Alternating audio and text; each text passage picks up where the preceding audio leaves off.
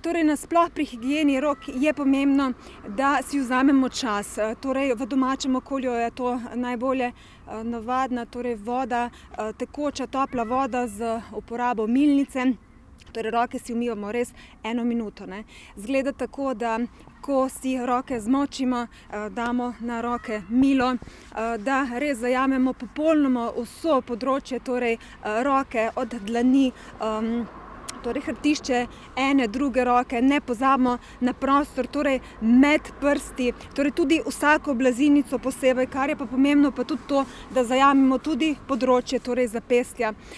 Ni zaželena torej nošnja nakita, dajte nakit dol, predvsem ko pogledamo umite roke pod UV lučko, ko vidimo, kakšna je, kako so roke umite, vidimo, da ravno tanki nakit, imamo najslabše umite roke. Tudi predel pod nohti je, lahko rečem, zelo veliko se noter zadržuje različnih mikroorganizmov, bacilov, tako da tudi ta predel bodite pozorni, torej, da si dobro umijete roke tam.